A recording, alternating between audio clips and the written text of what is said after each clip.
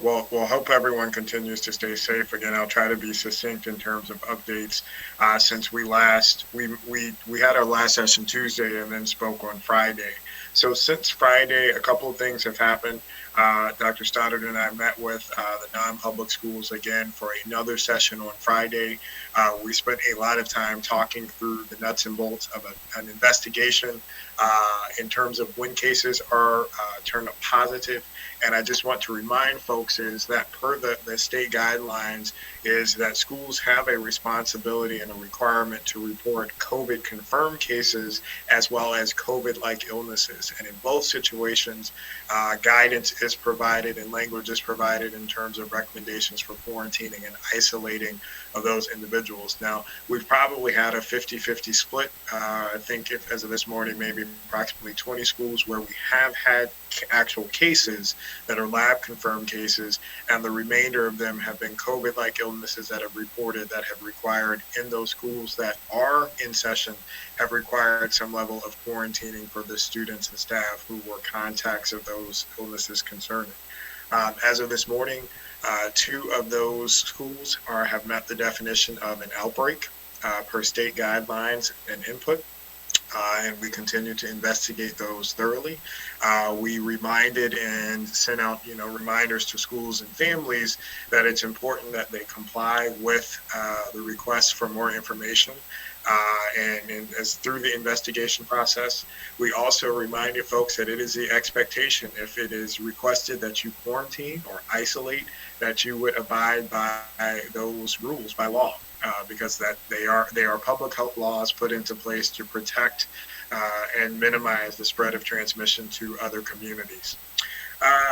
We have also received a couple of recent complaints about lack of compliance in a number of schools and places where there is low compliance with face coverings and physical distancing, and our staff will continue to look into those to ensure that those practices are adhered to and students and staff are safe. Now, as of this morning, I think our report was 54 cases today in terms of new cases. The test volume continues to go up and down. This morning, the test, I think it was over 300 cases in the state, but only out of 14,000 tests. And so there's variability within that. And as we've talked about before, we continue to look at strategies to break through the testing fatigue, if you will, because we have actually our capacity to offer tests is back to where we were in early August. We're just not simply seeing the volume of folks come in and get tested. Now, that said, we tested nearly 600 folks yesterday throughout the county apparatus. So the numbers are increasing. We're just not exactly back where we were in early August. We continue to work with and identify new lab partners to bring online. We have at least 2 in the queue through potential contract process as we're speaking right now. We're continuing to also explore options that would leverage new technology such as the rapid point of care testing that we've talked about before. We have received slightly more clarification from the state, again, just emphasizing that the majority of those kits that the governor mentioned as part of the state multi-state collaboration will be prioritized to nursing home settings.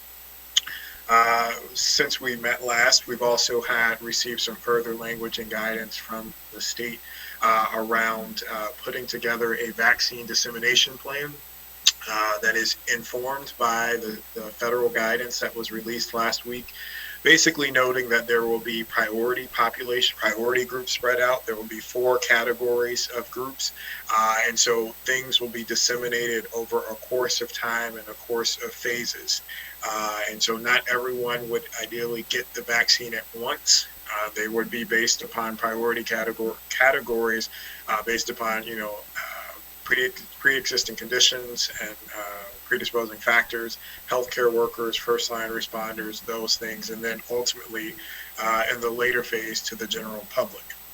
So we continue to, we've actually, as part of our partnership with GW, we'll have some of their staff assisting our immunization team in developing those strategies. Our first step that we're working on is doing a capacity and needs assessment of our local jurisdiction in terms of our ability to disseminate large-scale vaccine programs. We also continue to work with our regional partners in the National Capital Region to discuss a regional dissemination plan to be able to support the local jurisdictions. We did get some updated guidance from the CDC on last week also. I failed to mention this when talking about schools. That provided a little bit more context in terms of school reopenings. We did talk about this in our Friday morning briefing with you all, and that those criteria break things down by risk of transmission affiliated with the community transmission levels as noted by the test positivity as well as cases per 100,000. Additional measures that they have in their metrics include the burden of the disease as proxy by your percent change in cases per 100,000 over a set period of time, the level of hospitalizations, both acute hospitalizations and ICU care, as well as the presence of outbreaks within the particular community. We did also receive our most recent update Friday afternoon after we spoke in terms of contact tracing. And our contact tracing data continues to show that family gatherings and large gatherings, both at the state level and the local level, continue to contribute show up in contact tracing investigations. We also have seen a number of cases affiliated with indoor dining and religious services within the Montgomery County community based upon the most recent contact tracing data. That is important to note because, as you know, again, after we met on Friday, the governor did make a decision to increase capacity in restaurants to 75%. Based upon the data that we have, we are not moving forward or not putting forward from a public health perspective the recommendation to do so, to increase that capacity, as well as we continue to not support moving forward with increasing capacity in other venues consistent with the governor's move to phase 3 reopening. I will stop there, but happy to answer any questions that you all may have related to any of those issues. Thank you. Thank you. Dr. Stoddard, did you have any updates? I do. I show a few. So obviously you all will be acting on the executive order today. We are updating the House of Worship guidance on the website corresponding to that with additional guidelines and recommendations, those that aren't, directives or requirements. Obviously, this has been a partnership where we've developed these guidelines in concert with the faith community. We met with them last week and talked through actually the number, the divisible number that we are utilizing is one that was actually proposed by one of the houses of worship. So we are literally taking their recommendations and translating them in because we think we can make them workable via offsets that are guidelines or requirements that allow things to be done more safely. So we appreciate you all taking action on that today. We continue to work on restaurants. I have a draft available to consider for the 10 p.m. Alcohol sales limitation, extending that. I will tell you that it will come with some significant enforcement considerations. We had 3 additional citations issued this last weekend for businesses that were visited.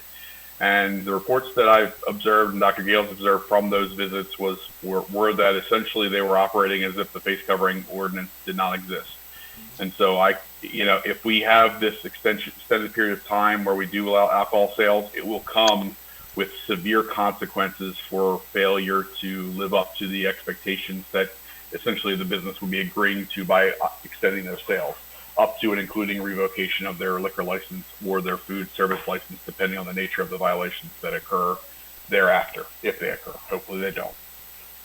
We continue to work with MCPS. They obviously we meet with them on a regular basis to discuss how we can support their efforts to begin to do some limited in-school activities, particularly for students, special education, special needs, and ESOL students in limited settings.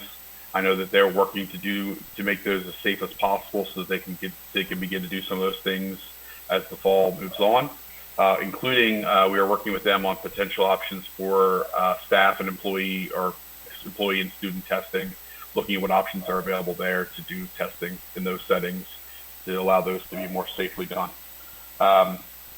We are continuing to work on our FEMA reimbursements, and I would add that We are adding additional staff to the team that's working on these FEMA reimbursements to hopefully get them done faster. FEMA issued new guidelines at the beginning of September on eligible work that I think have clarified things, but made things more challenging to accumulate in terms of information. So I guess it's a double-edged sword where they're beneficial and there's more clarity, but they're not beneficial in the sense that we have to pull together a whole bunch more documentation. And so that work is ongoing. Our Community Recovery Advisory Group meets again this week. So we're going to be obviously looking at, how they actually meet today. And so we're going to be looking at testing and broadband internet access as part of that meeting as well. So we continue to work with the Board of Elections preparations. We are making sure the drop boxes are placed correctly. We're working on procedures and identifying public health protective measures for in-person voting as well. That's something we're working directly with Board of Elections and Public Health on this week. And then finally, I do want to touch on the CDC issue. Those over the weekend will have seen that CDC did release initially some guidelines on the risk of aerosols and COVID-19. That has been accepted science pretty much across the world for the better part of the last several months. It's something that obviously is why we have face coverings, why we continue to think indoor spaces are much greater risk than outdoor spaces, why ventilation and number of people inside matter a whole lot, even in calculating what can and cannot be done. And so we continue to look at all of the guidance, not just what's offered by CDC, to make sure that we're getting a breadth of where the science is on these various issues. So I will stop there. Thank you very much. And candidly, I could understand how you had a moment where you didn't remember what meeting you were going to when. I have a feeling you go to a few. So we appreciate that. Councilmember Navarro. Thank you very much, Dr. Gales and Dr. Stoddard, for all your incredible work. Just a couple of items. With regards to our Por Nuestra Salud y Bienestar initiative, just a comment to remind my colleagues that we continue to have a challenge with bilingual therapists and mental health professionals. It is something that I'm looking forward to addressing in a work session. I know Councilmember Albernaz, we've spoken about this, and also with Councilmember Rice to put forth a joint committee session to explore alternatives, because this continues to be a persistent gap, and it's one that it's obviously affecting our community quite significantly. Just another reminder in terms of communications, obviously, I think our residents continue to be frustrated, and I understand that it's difficult to follow the bouncing ball when it comes to reopening and what is not open, et cetera. So just again, wanting to reemphasize the need for us to make this as simple as possible. But lastly, just really appreciate the efforts, work that you put forth, Dr. Stoddard in particular, to bringing together the faith community partners to find ways to perhaps amend some of the come up with some creative ways and some reasonable ways for our faith-based community to be able to celebrate holidays and things of that nature. Also, in closing, I will say that we're seeing what's happening in Europe right now in terms of spikes in cases. And I think it serves as a reminder to us that obviously, as we are working diligently, collaboratively, to see what we can do to facilitate reopening, it remains a problem. And we see it. We've seen it in this country. We've seen it right now in Europe, that it is, I think, human nature, of course, that, we are all trying to deal with such a disrupted reality. But the truth is that, we can also experience these kinds of second waves in a dramatic fashion that would only set us back. So just want to always keep that in mind when we have these conversations about some, reopening efforts, that it's not an exact science, but we're trying to do whatever we can to keep everybody safe. Thank you. Thank you. Councilmember Reamer. Thank you. First of all, I just wanted to briefly say that I'm glad to hear that there's some vaccine. I knew there was vaccine preparation underway. I assume there was. I think it would be very good for the council to receive, I don't know if we call it a draft plan or just a presentation as to what the county's own strategy would be, where we might follow the state and federal guidelines, or where we might have our own, permutation. Particularly, I wanted to ask about the prioritization for educators, teachers and other personnel. Dr. Gales, where do they stand, as you know it now, from federal and state? Or maybe this goes to Dr. Stoddard. I'll ask you both, and whoever is most responsible.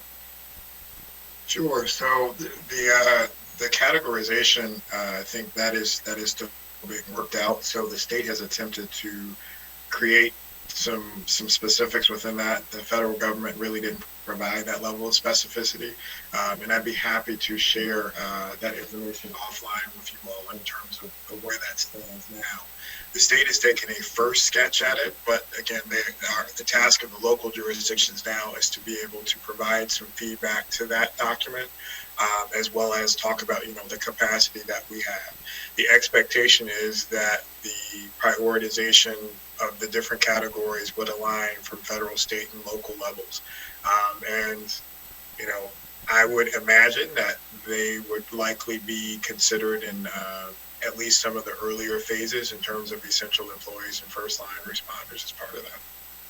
Okay, perhaps we could have at the next or the one after that, in the near term, one of this session, this regular update on the coronavirus, we could have a presentation about the vaccine strategy, so that we, as well as the public, can just see what is, what's coming downstream, and then what questions, we may have to consider here locally. I put that to you, Mr. Council President. I think that would be a very worthy topic for our future COVID-19 council. And I don't want to take away from your time, but I do believe we should not be giving information until we know the information. So we shouldn't be speculating so that people would think that we have something that we don't have. When there's actual information, obviously we need the update. Well, and I will give you back 1 minute. So go ahead, please. We need to begin planning for the vaccine. We're not saying we know when it'll be here. It's just a question of planning for it. The other issue I wanted to raise. So if I understand it, the 10 p.m. Alcohol allowance, that was a waiver essentially that you created, and then you offered it to a few restaurants, and then you went to observe. Is that what? No, it hasn't taken place. It hasn't taken, because we were finishing up developing that process essentially. We met last week. We had to develop the waiver process. We had to develop the rules around the waiver process and the consequences. And so I've seen a draft on Friday. We just haven't finalized that. We recognize that the high holy days were moving forward, so we tried to get this executive order in place with that being ready first. Now that we've taken those actions, we're going back to the restaurant thing and getting that done this week. And that is a waiver, or is that a regulation? It's going to be an opt-in program that allows businesses, essentially, it will likely require an additional executive order modification. I'm looking to Sylvia. She may or may not, she's going to nod her head correctly, or not correctly, but with her guidance. So it will likely require an additional executive order modification, but it will be an opt-in program where essentially if businesses want to extend their alcohol sales from 10 p.m. to midnight, they'll opt in, they'll sign up to this permitting process. But what that allows us to do when they do that is, if they are non-compliant, the first thing we can do is rescind that permission, because essentially the current way that it's written right now, we can issue a citation, which frankly the cost of a $500 citation is substantially less than you would make just by continuing to sell alcohol, even if you weren't following the rules. And so we want to make sure that there's real ability to work with the businesses to have this be an option, but also that if the option is abused by some number of restaurants, many of them will not. They'll do exactly what they're supposed to do, but in limited circumstances, we may have to take that permission away. Okay, I just want to say I have grave concerns about this program. I think allowing people to mingle at a bar is just about the very last thing we should do right now. So if it's a glass of wine at dinner, at a table that's distanced, maybe that's one thing. But yeah, it's tables only. It's tables only. It is not bar service. I think let us provide. I'm happy to provide the guidance before we, obviously it'll go before it's an executive order. And if you want to have some comments on it, I think that would be totally appropriate. I share your desire to make sure that this is not a rationale for or reason for an increase in cases. Yeah, I mean, I just think it's very difficult to actually control, and I think we all know that you set up one framework and the actual behavior is typically different. So this is one area where the more you drink, the less you follow rules. It just seems very shaky to me. So I look forward to getting more information about it. Thank you very much. Thank you. Councilmember Friedson.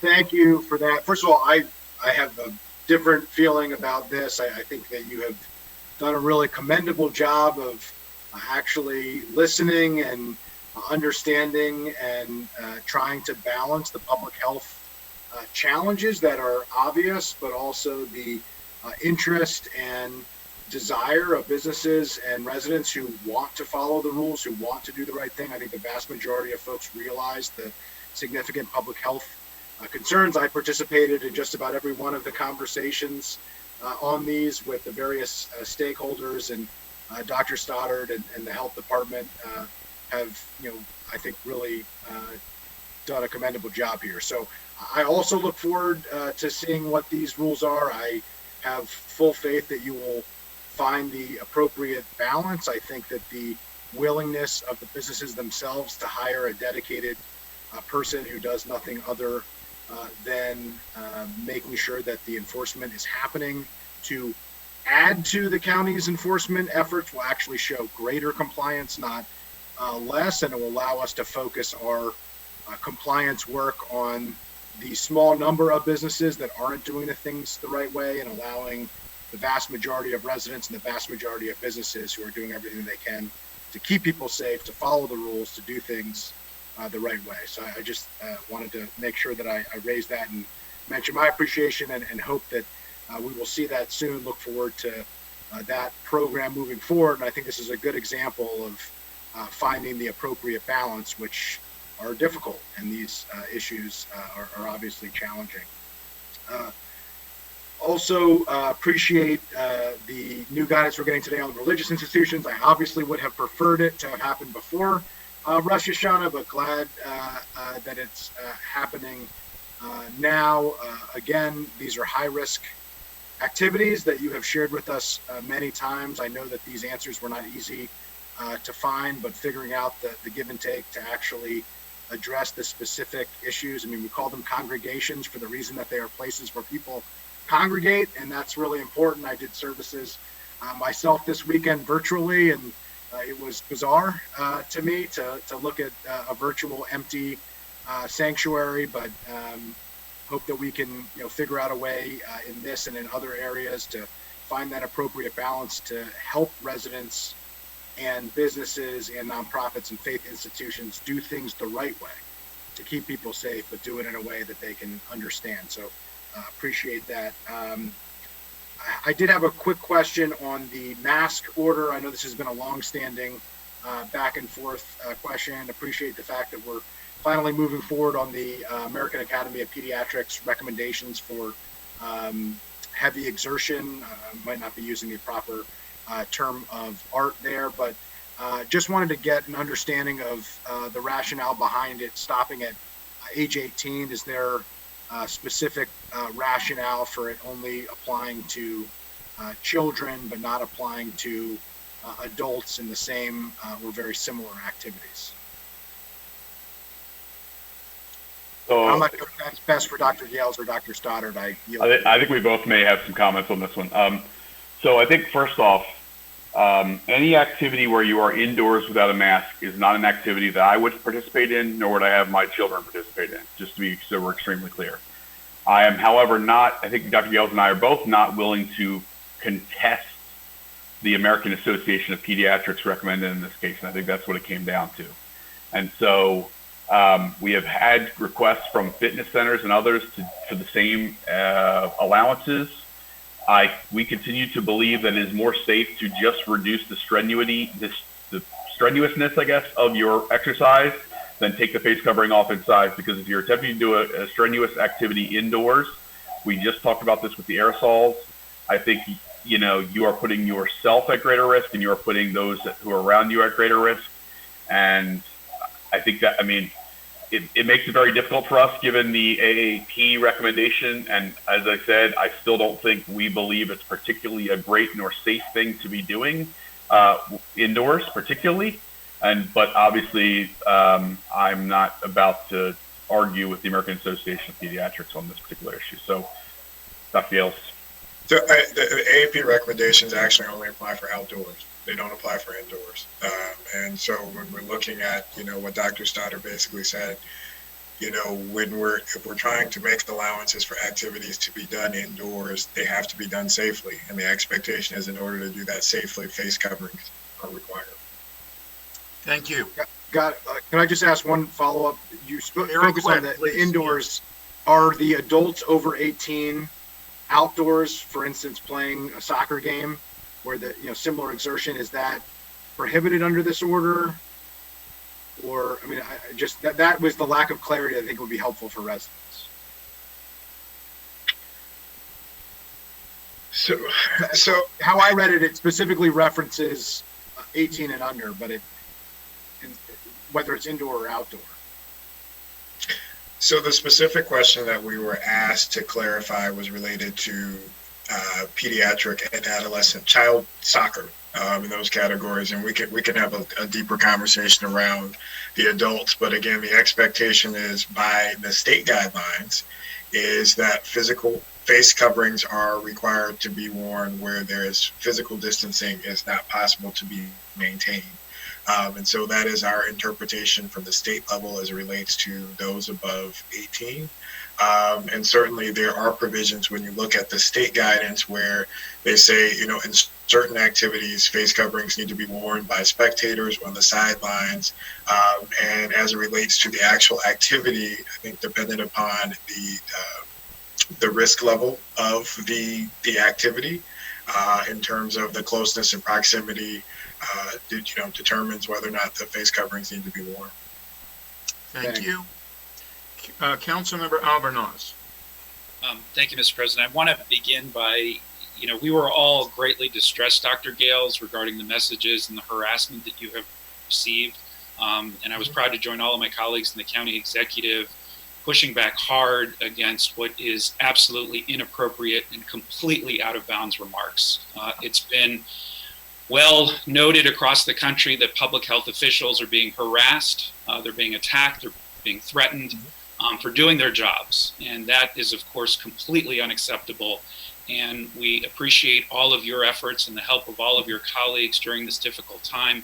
We know emotions are raw. We know that there's tremendous frustration being felt by so many different people in our community for a variety of reasons.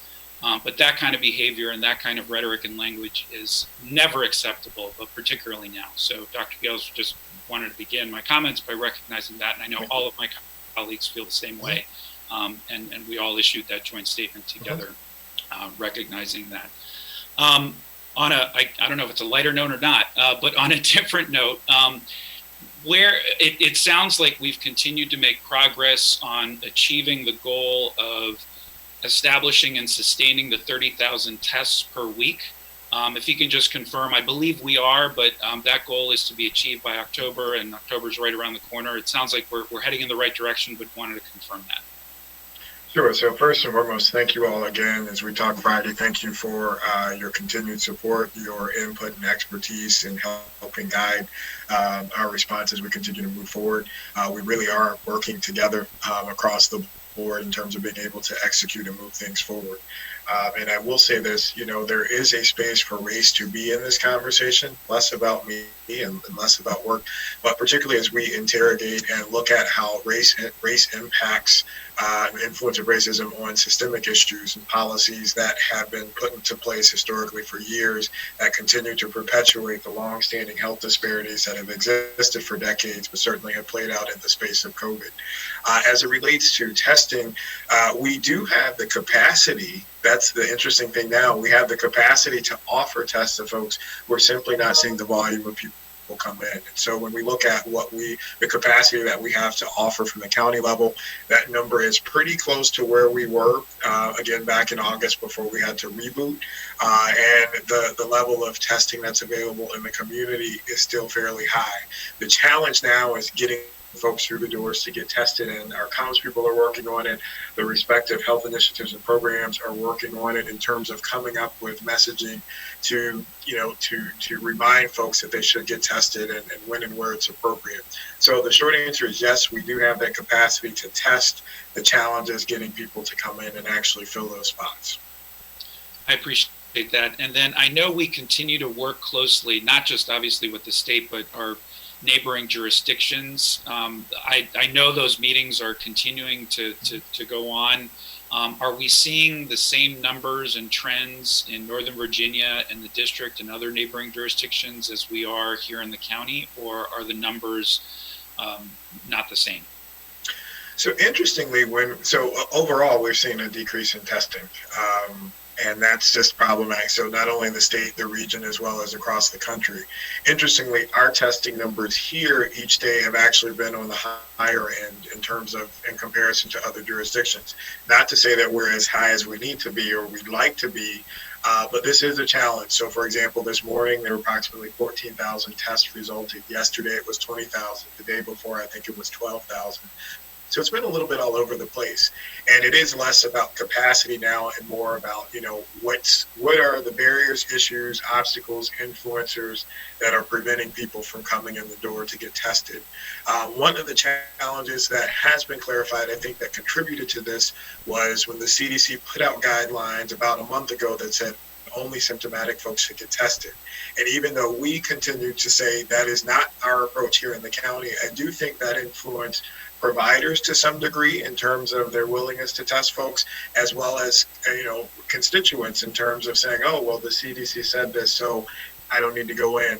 Now, since then, unfortunately, we have seen that was not necessarily the recommendation of the CDC, but others who influenced that and pushed that forward. And the CDC has come out with clarifying language to actually say, no, we do recommend that all folks get tested regardless of your symptom profile. I appreciate that. And then obviously with the opening of the schools, there are lessons being learned right now that I think once we are in a position to open up our entire public school system that we may be able to apply. I assume I know we're tracking all of that information, but if at a high level you could talk about maybe some of those lessons learned to date that we may be able to apply or think about and process as we look at opening the rest of our schools. And I'll yield back to you, Mr. President, after Dr. Gales or Dr. Stoddard answers that question. Thank you. Well, you're right. So we are conducting investigations in cases, but we also, we have, as part of the ongoing conversation with the schools that have opened, and we have learned a lot. And in our meeting with our colleagues from MCPS yesterday to talk about potential reopening there, we, engaged in that conversation. They're working to set up some conversations so that we can glean the knowledge from that group and share it with others.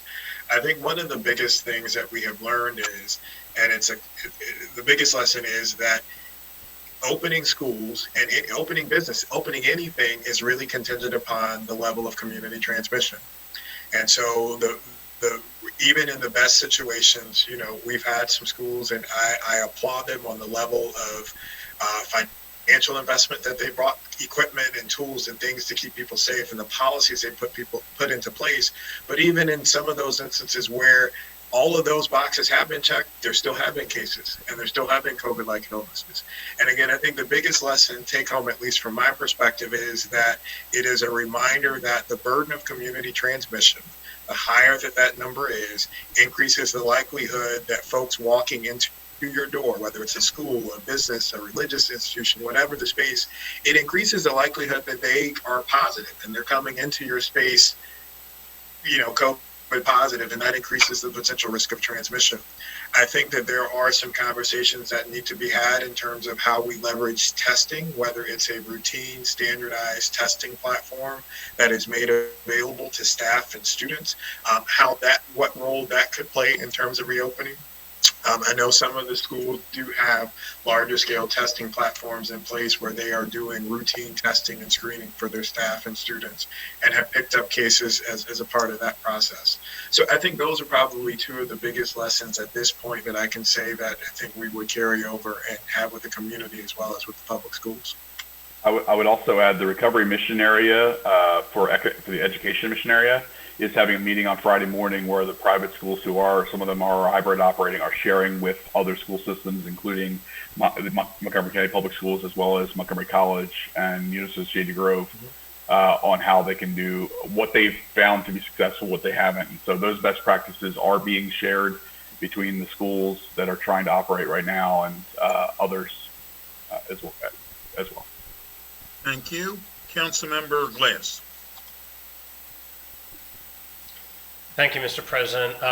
Thank you, gentlemen, for this update. And I also want to thank Councilmember Albernaz for reiterating our support and solidarity for the work that you are all doing, and particularly regarding the hateful messages, Dr. Gales, that you have been receiving. We know that racism and homophobia have no place here, and what we are doing is based on the science and based on the metrics. And so, and just reaffirming our support for the important work that you and your team are doing. Dr. Stoddard, in your comments, in your opening comments, you mentioned that as recently as this week, there were 3 restaurants that have violated mask orders. So, for all the correspondence that we receive, that my colleagues and I and all of you receive about opening up and having restaurants open past 10 o'clock, being able to serve alcohol, everyone has to realize that we are in this together, and that these health guidelines that we are putting forth are in the best interest of our residents to maintain their health and safety. And I am fully supportive of expanding those guidelines and allowing our small businesses to do more business, but they have to follow the guidelines. And here we are today, talking about expanding services past 10 o'clock for alcoholic consumption. And there are still restaurants that aren't doing simple things like having their staff wear masks. It's dumbfounding, quite frankly. And so we need everybody to work together so that we can expand and open up in a safe way. And so, Dr. Stoddard, how many other tips or calls to 311 or any other types of communication have you or anyone else received about businesses not following very simple health protocols? So I'll give you some metrics on this, and I'm glad you asked.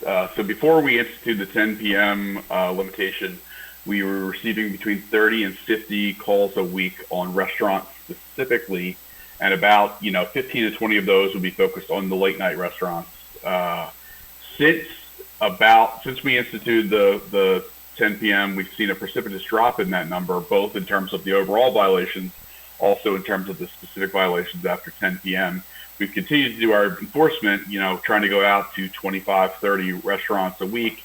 And to be honest with you, we had seen about a 3 or 4 week period where we did not see any violations. We had some warnings issued for some minor things. And, then I think this weekend we had the 3 citations, which are the first I think we've issued in a little while at least. And so that gives you a sense of sort of where we are overall. It is much improved since we made the 10 p.m. change, but I think that And again, I think that, this 10 p.m. change that we're talking about where this is an opt-in program, I think the reason why we're not just making a blanket go back to midnight with rules and having it be a potential opt-in program is to give it the teeth to rescind it much more easily for those businesses who cannot follow through on the commitments that they're going to make. It's going to be an opt-in program, meaning you don't have to do anything if you don't want to do anything. But if you're going to go beyond 10 p.m., you're going to follow a set of guidelines that include, as Councilmember Friedson said, hiring of a specific person to enforce, and a more specific set of guidelines, including drinks only at tables, not at the bar setting, all those things that we've talked about. And I'll share it with you all so you can see it before it goes farther. But we want to be able to have some real teeth around, like, we cannot have this be what it was before, and that is a significant source of increased non-compliance.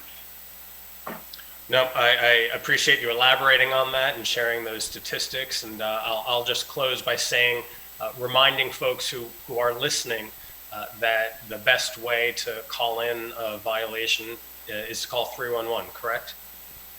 Very good. Yes, we also have a portal on our website on the COVID page. We're taking them in through all sources. Okay, thank you very much. And as we continue changing our protocols, let's stay in touch and see how this is working. Thank you. Councilmember Rice. Thank you very much, Mr. President, and thank you, Dr. Gales and Dr. Stoddard.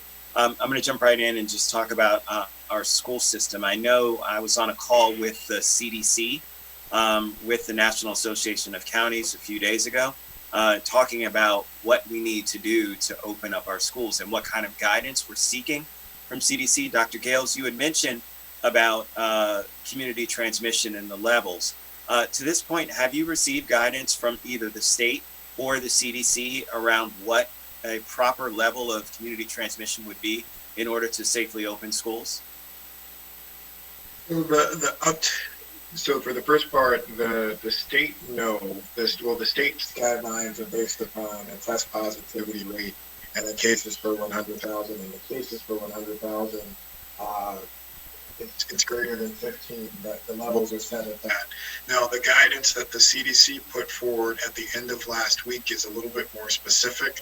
They break it down into 5 different categories, and they have different levels, more specific measures in terms of, your test positivity range. So, for example, to qualify as lowest risk of transmission in a school setting, their test positivity is set at 3%. So if you're below 3%, and then 3 to 5%, 5 to 7, 7 to 10, and greater than 10. The state is less than 5. And then when you look at cases per 100,000, their numbers are actually based upon the cases per 100,000 over a 14-day period, as opposed to just on a daily basis, which the state guidelines are based upon. And within that, again, you fall into different categories. So there's variability. For example, we fall into the 3 to 5% based upon our 7-day moving back and forth average for test positivity, the 3 to 5% test positivity, which is a lower risk transmission. But when you look at our cases per 100,000 over a 14-day period, we actually, I think, are over 120, which puts us in one of the higher risk categories of transmission. So that's the most specific guidance that we have so far in terms of what the proxies for community transmission for real. And thank you for that. I think that some of our lay people at home kind of got lost with the very first sentence that you said, because it is very confusing. And it is different guidelines and different guidance coming from different folks. And for us to be on the same page, my plea to the CDC was that we need to have guidance that's clear, concise, that everybody says, this is what the science is telling us, this is what we deem as safe, and utilize that as guiding principles, not just here in Montgomery County, but across the country. And so from that perspective, we still haven't seen that yet. However, I do hear that the CDC is working on trying to get some of that guidance. So we'll keep our fingers crossed and hope for that. But I did want to highlight on something that Councilmember Glass said and something that Councilmember Reamer and I have talked about over and over again. If we cannot control community spread, if we can't get folks to do what they need to do we are not going to open back our schools. So let me just be very clear. By folks refusing to do the things that we know are going to lower community spread and keep the community safe, it then in turn forces us to keep our schools closed. So again, those folks who believe that it's their constitutional or religious right to not wear a mask, or just fundamentally don't believe that they don't believe in the science, or whatever the case may be, are the ones who are keeping us from opening our schools. This is not the County Council of Montgomery that doesn't want to open schools. This is not Dr. Gales or Dr. Stoddard that don't want to open schools. The county executive is not saying, I don't want to open schools. It's those people who continue to choose to be irresponsible and put the safety of Montgomery County residents at risk. They're the ones who are keeping our schools closed. They're the ones who are denying for our children with special needs and differing abilities to be able to get back into the classroom and get that attention they need. They're the ones that are depriving them of that. So let's come together. Let's follow the rules. Let's make sure that we together can make it happen and get our kids back. You know, we all want our kids back in school. All of us who are parents have children that are at home who we know are missing out on the social interactions. Teachers want to make sure that they can do even more for their students than they can in a distance learning model. And that all happens when we all do the right thing in our community. So Dr. Gales, do you see us going in the right direction? Do you see folks that are sliding in terms of their vigilance, in terms of doing the things that they need to when it comes to preventing community transmission? I think we've definitely reached an area where we are in a holding pattern in terms of how we move forward, because there are energies to, reopen more things because folks say, well, it's safe to do so, and we're holding people back. And so there's that conversation, there's economics, there's politics. And then there is just individual will in terms of, as we talked about, there are less folks coming in to get tested. We see that, family gatherings and large gatherings continue to be affiliated with case transmission, which are instances that we can control as individuals in terms of making sure we don't let our guard down in those settings because they're around, familiar folks. So I think it's a combination of a lot of different factors. And, let's just be perfectly candid. This is a nonpartisan, apolitical comment, but the lack of clarity of guidelines from the federal level and the state level at times creates chaos and confusion, and that feeds into it. So I think we are at an inflection point right now where the next 6 to 8 weeks, particularly with flu season ramping up, will determine where we stand at the beginning of the year in terms of how far we've progressed in terms of being able to move forward and reopening businesses and schools and things like that. And so it's important that we hunker down, we buckle down, and we stick to those principles and guidelines that we put forward, recognizing, again, it's tough. We've been at this for a while, but we simply can't afford to let our guard down because it'll make things last even longer as we move forward into the next year. Thank you very, very much, Mr. President. Thank you.